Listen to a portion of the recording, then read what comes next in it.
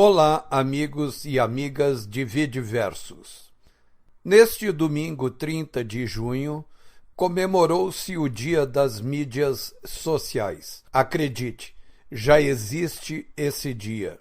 E é merecido que tenha sido marcado um dia assim. As mídias sociais têm revolucionado o mundo de uma maneira mais do que perceptível. Por exemplo, ainda em Osaka, na reunião do G20, o presidente dos Estados Unidos, Donald Trump, fez uma postagem no Twitter que iria à Coreia do Sul antes de retornar ao seu país e que gostaria de aproveitar a oportunidade para cumprimentar o ditador da Coreia do Norte, Kim Jong-un.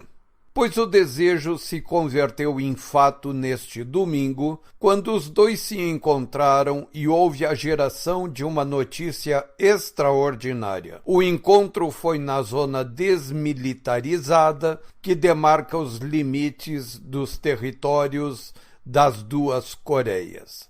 Donald Trump estendeu a mão para Kim Jong-un e este o convidou a entrar em território da Coreia do Norte.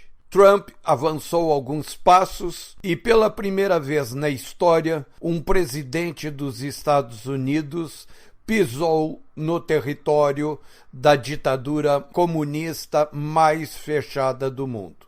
As redes sociais promovem milagres como este de Trump e Kim Jong-un. Torna possíveis coisas que no passado recente eram muito difíceis de acontecer. Permite que a proximidade entre dois líderes tão diferentes, comandantes de regimes tão opostos, consigam estabelecer um canal de entendimento direto, de confiança, o que é passo gigantesco para a obtenção de acordos variados. No caso, basta a Coreia do Norte abdicar de suas intenções nucleares e abrir suas fronteiras para que ocorram a país investimentos que não conseguem, hoje, chegar até lá. A Coreia do Norte é o país mais fechado e, ao mesmo tempo, mais atrasado do mundo. Quem tiver alguma dúvida sobre isso, procure as imagens do país no Google Maps. É visível a olho nu que o país vive imerso em grande miséria, com sua população passando fome e frio e não tem energia elétrica. No Google Maps, a Coreia do Norte não tem luz acesa, como acontece no resto do mundo. É verdade que o gesto de Trump e de Kim Jong-un é simbólico, mas o mundo, a história, são construídos por simbolismos que orientam as ações humanas. A mesma coisa acontece no Brasil, e uma parte do país segue tonta, atordoada, delirante, sem ainda ter entendido o que foi que aconteceu.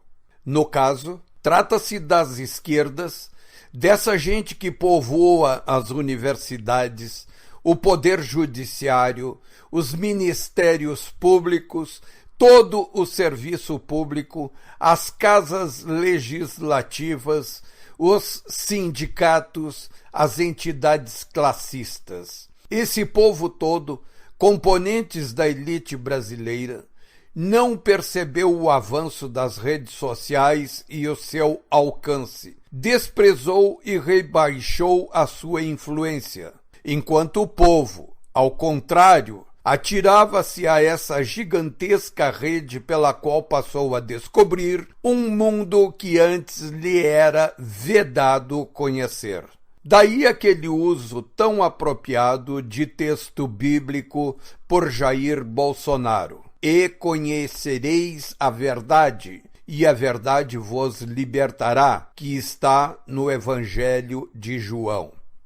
Fatos são fatos e são inegáveis. O que os brasileiros têm alcançado por meio das redes sociais é o conhecimento dos fatos, que antes era sonegado inteiramente ao povo. Ao homem comum só chegava a versão dos fatos que os membros das elites corporativas dominantes do aparelho do Estado decidiam que podia chegar ao conhecimento popular. Essas elites corporativas dominavam a narrativa de tudo na vida social. A difusão ampla das redes sociais na última década acabou com esta estrutura política, semântica, cultural e criou novas realidades em todos os planos da vida social. Tivemos neste domingo outra demonstração poderosa de tal poder.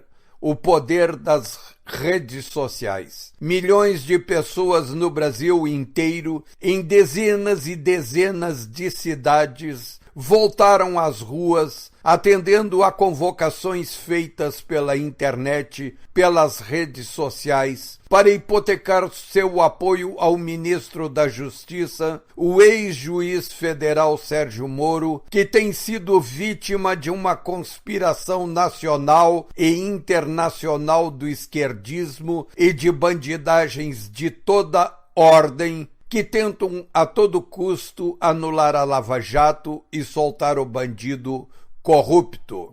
Está expresso o confronto entre a nova verdade, aquela que emerge de cidadãos bem informados e aglutinados, dominantes dos fatos em sua integralidade por meio das redes sociais, e aquela corrente propagadora apenas de versões dos fatos, conduzida por bandidos, regressistas, esquerdistas, organizações criminosas de toda espécie, corporações estatais, populistas, estatizantes, gente que não quer ver nenhuma mudança no status quo, do qual se abarrotam secularmente. Em resumo, o povo nas ruas é um triunfo desta nova realidade, a da comunicabilidade via redes sociais, da qual emerge a verdade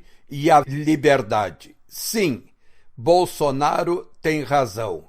A verdade liberta, e homens libertos, livres dos freios, decidem conduzir a sua própria vida.